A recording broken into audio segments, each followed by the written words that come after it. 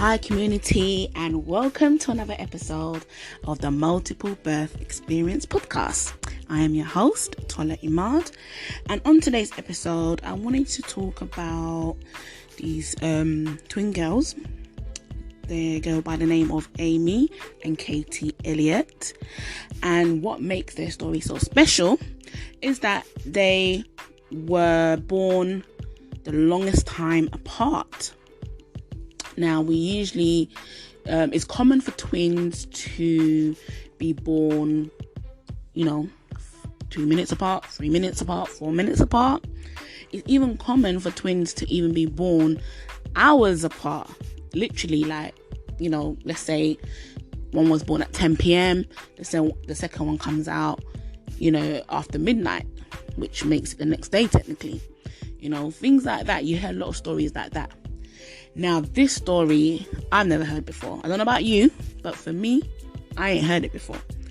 Katie and Amy were born 87 days apart. Did you hear what I said? 87? 87 what? Days. 87 days apart. Now tell me if you've heard something so bizarre like that. I mean, let me not even say it's bizarre, but it's just wow. What I do, hearing different things and researching and learning different things, it's like, wow. Do you get what I'm saying? It's like, and they're still technically, are they even twins? They're calling them Irish twins. Irish twins are supposed to be commonly known to children that are not twins but born in the same year. So they're called Irish twins.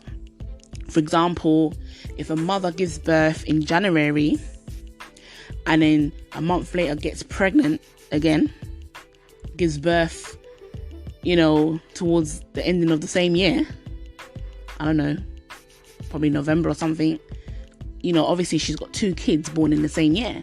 So they are called Irish twins, even though they'll be the same age, So they are dubbing them Irish twins. I don't know if the name stemmed from them, but they've been dubbed Irish twins, even though they are actually twins. They were born and conceived, at the same time. Not born, but conceived at the same time, grew in the same womb, So let's get into the story anyway.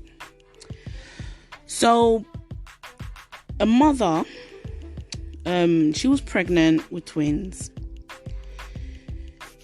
Amy Elliott was the first to be born, but she was born prematurely. The mother gave birth on June the 1st, 2012. She was born weighing in at just 1 pound and 3 ounces. So she was so tiny. So tiny. She was then immediately taken into ICU.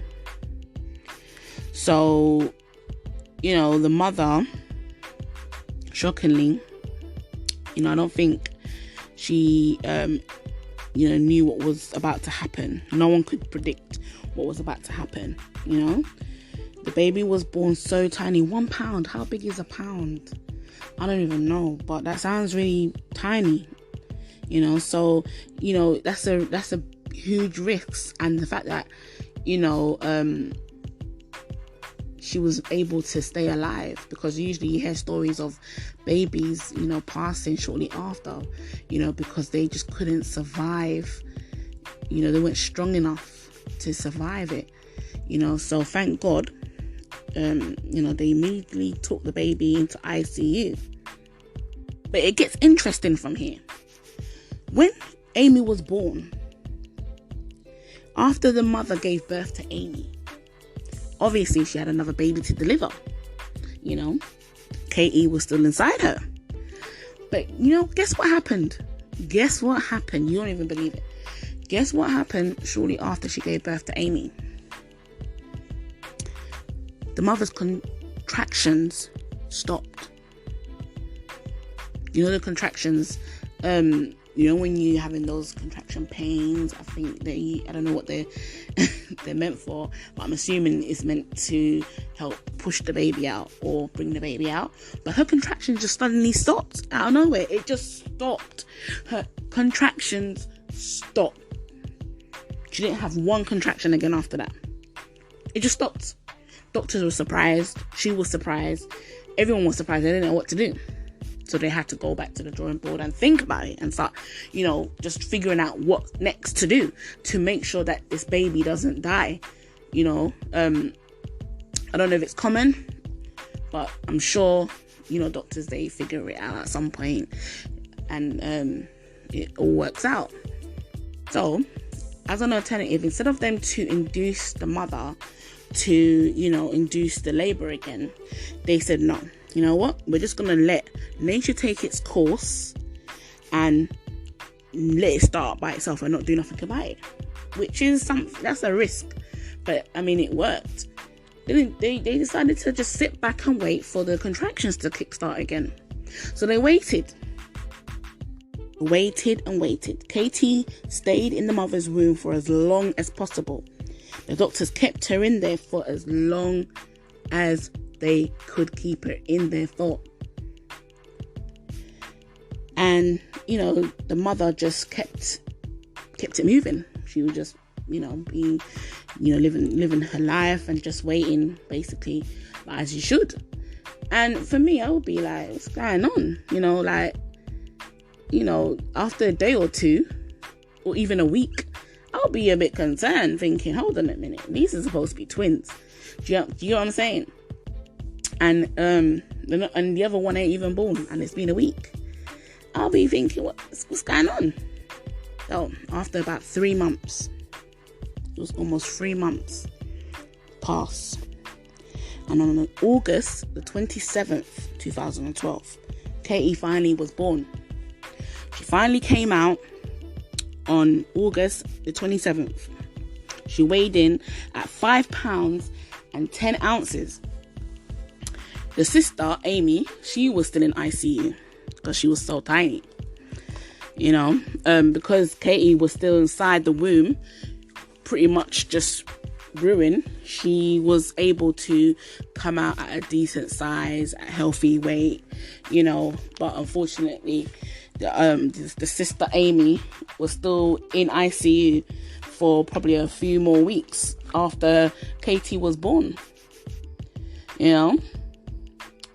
Since then, like I said, they were dubbed the Irish twins, even though technically they were actual twins.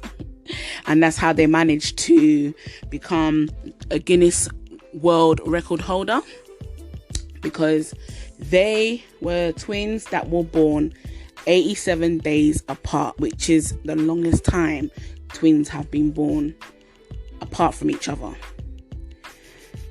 Now tell me, guys, what you think in the comments. Let us know your thoughts. Let us know your opinions. Let us know what you think. Let's have a conversation. Let's talk about it. And make sure you tune into another episode, the next episode, in fact, of the Multiple Birth Experience podcast. I'm your host. Make sure you subscribe to our channel. Make sure you download. Make sure you just stay up to date. Click the notification bell to make sure you stay up to date with all our uploads. Make sure you like our videos, because liking our videos is very important as well. And make sure you just, stay in touch, be part of the community. Follow us on all our socials at TMBE Official. Thank you for listening, guys, and I'll catch you again on the next episode.